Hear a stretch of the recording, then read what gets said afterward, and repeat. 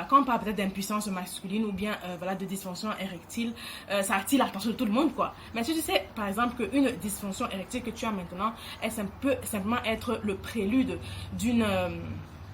ou bien le signe avant-coureur d'une crise cardiaque que tu auras demain. Donc, avant de courir pour dire, oh non, j'arrive plus à, voilà, mes performances ne sont plus, voilà, celles qu'elles étaient. Tu cours sur le Viagra, tu cours. Salut, j'espère que tu vas bien. Moi, je vais super bien. Alors, je te reviens avec une vidéo, voilà, toujours un peu sur la santé. Beaucoup d'entre vous m'ont demandé des vidéos dans ce style-là. Je m'exécute. Donc, dans cette vidéo, je vais te parler des nouvelles maladies de chez nous, des nouvelles maladies de l'Afrique. Alors pourquoi je les appelle nouvelles? Simplement parce que voilà, en Afrique, durant les dernières décennies en fait, les majeures causes de mortalité étaient attribuées aux maladies infectieuses, voilà, entre HIV, tuberculose, malaria. Mais la tendance va bientôt s'inverser, les choses sont en train de changer parce qu'on verra de plus en plus de maladies cardiovasculaires, d'insuffisance rénale et de cancer. Voilà, j'espère que ce sont des thèmes qui t'intéressent. Si c'est le cas, je te conseille de continuer à suivre. Il y a un dicton qui dit chez moi au Cameroun, c'est tu manges, tu meurs, tu ne manges pas, tu meurs. Donc, encore une fois, les gens s'en fichent, on s'en fout. Voilà. Et je n'arrive pas à comprendre ce phénomène parce que je me dis, mais comment est-ce que tu peux vouloir arriver à une destination A sans care about la voiture qui va t'amener à la destination A? Ton corps là, c'est everything. Si tu es en plein milieu d'une réunion, tu tombes d'une crise cardiaque, finalement, tout le business que tu faisais, tout le travail que tu faisais, c'était finalement pourquoi? Il y a un lien direct entre toutes ces choses-là. Et c'est pour ça qu'aujourd'hui, je parle de santé sur ma chaîne. Parce que tout le monde parle de business. On oublie de dire que la machine même, en fait, qui fournit les meilleures idées, les idées les plus valides, qui va te permettre même d'enjoy, en fait, la richesse que toi, tu veux créer, c'est ton corps.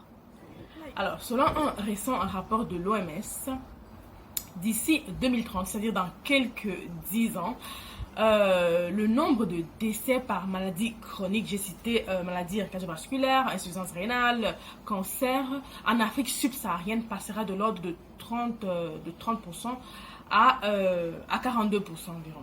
Voilà. Et je suis que tu n'as pas dû attendre ces chiffres-là pour justement valider cette impression que toi-même tu avais déjà, ainsi comme moi tu as pensé que ces dernières années, je parle des derniers 10 ans quand même, on a de plus en plus voilà, de décès par, que ce soit dans sa famille ou dans son cercle proche, ami, voilà, de plus en plus de décès d'AVC, on entend beaucoup plus de nouvelles, de décès d'AVC, d'insuffisance rénale. Moi, ma propre grand-mère est décédée d'insuffisance rénale, de cancer du sang. On a de plus en plus ce genre de cas. C'est-à-dire tout le monde peut quand même déjà dire, oui, je connais des personnes qui sont décédées de ces maladies chroniques-là. Contrairement à il y a, disons, 20 ans où c'était moins fréquent. Et ça sont les chiffres qui parlent. Là, l'incidence de ces maladies était simplement mineure dans le passé, évidemment. D'accord. Donc, ça, c'est ce que j'appelle les nouvelles maladies de chez nous. Les nouvelles pathologies qui nous frappent et ça ne fera qu'augmenter si on continue sur cette même route-là, sur cette même lancée-là. Alors, une des premières raisons à un tel phénomène, en fait, c'est simplement l'occidentalisation de nos habitudes. Donc, c'est-à-dire, on est en train de changer, on laisse un peu notre culture, nos habitudes alimentaires sont complètement différentes. On a été wash out littéralement. On préfère manger des burgers que de manger du bon filet de pommes, par exemple, hein, pour ne citer que cela. J'aime bien. On préfère carrément manger du burger, quoi. Et ça, c'est une des causes principales. J'ai fait une vidéo récemment justement sur... alors, la vidéo, c'était voilà, les 100 aliments qu'il faut absolument éviter selon moi parce que ça nous empoisonne au quotidien. J'ai reçu le commentaire d'une personne qui me disait que j'arrête absolument avec mes bêtises. Voilà, que je suis en train de manger mon fromage tranquillement et je leur dis de manger des feuilles de manioc et du mitumba. Voilà, j'étais like interloquée là. Oh, vous dites, c'est pas ce que je dis. Et en plus même, tu fais bien de manger ton bâton de manioc, tu fais bien de manger tes feuilles de manioc et ton mitumba. Un mets de pistache par exemple, ou un bon coquille, c'est beaucoup mieux qu'un menu du McDonald's. C'est beaucoup mieux qu'une lasagne italienne. Évidemment que c'est beaucoup mieux. C'est juste que, encore again, nous sommes colonisés dans nos têtes. On se dit que lorsqu'on mange de la lasagne, on est plus on est plus... Un second point, en fait, qui pourrait expliquer une telle situation, un tel inversement de situation, en fait, c'est simplement le manque d'éducation sur le point de vue de la santé et de la nutrition. Les gens ne savent simplement pas que leur santé, c'est directement ce qu'ils mangent. C'est-à-dire, food is medicine. Et on devrait, une fois pour toutes, le savoir et l'intégrer dans nos cerveaux, là, simplement. Et puis, il y a aussi la culture. Chez nous, on a tendance à penser que voilà, celui qui a son petit ventre, c'est celui qui a réussi. C'est-à-dire, tu manges bien, ça veut dire que tu as un peu d'argent. Donc, notre intérêt, finalement, se porte sur toute chose, sauf sur notre alimentation.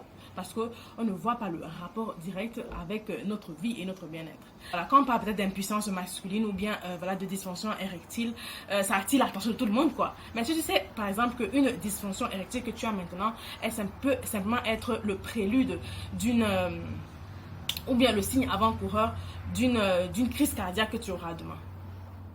Donc, avant de courir pour dire, oh non, j'arrive plus voilà, mes performances ne sont plus, voilà, celles qu'elles étaient.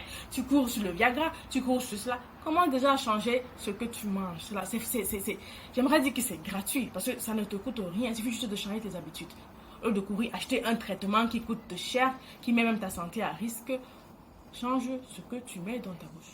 Il faut dire aussi qu'on a un système de santé vraiment très précaire en Afrique subsaharienne, ou du moins au Cameroun. Le système de santé est vraiment précaire. Parce que voilà, l'État, parce que c'est son job finalement, qui devrait faire des campagnes d'éducation de santé primaire en fait.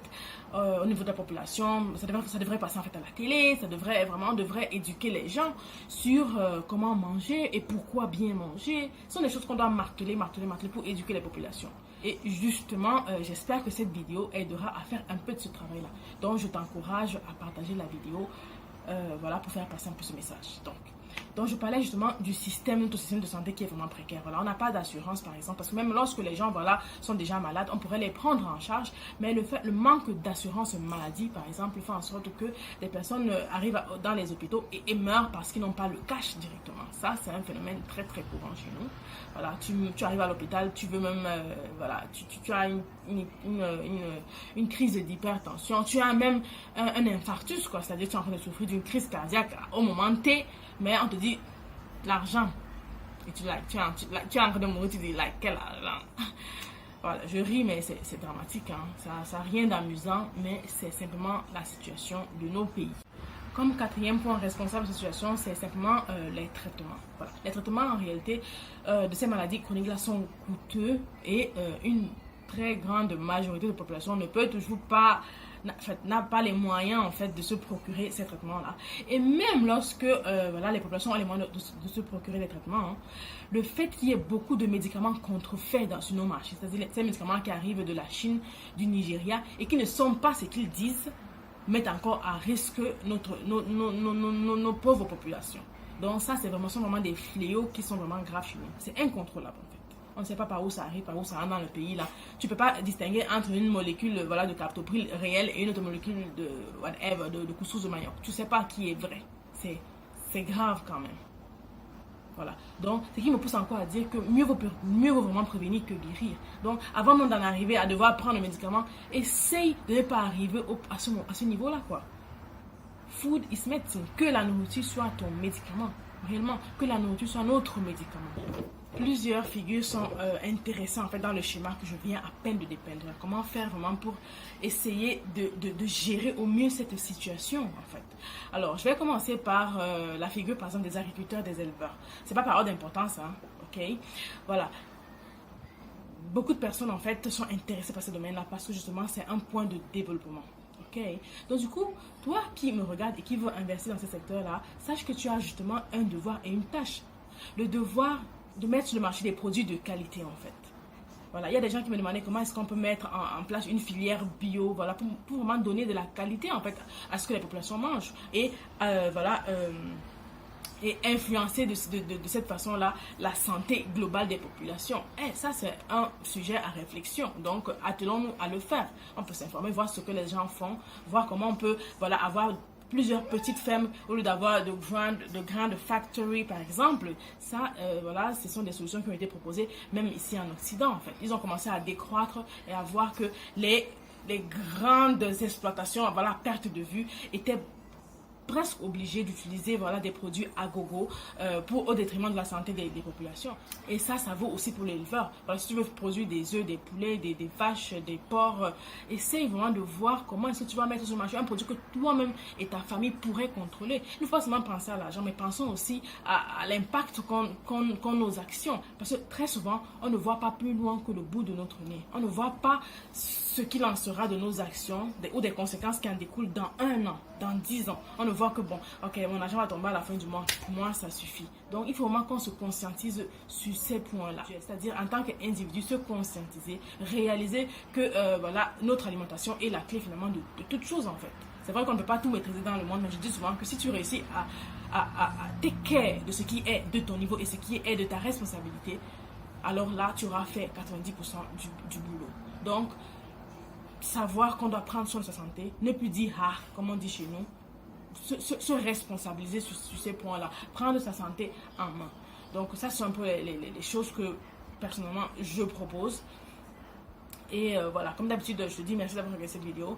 Et voilà, en commentaire, dis-moi ce que tu en penses.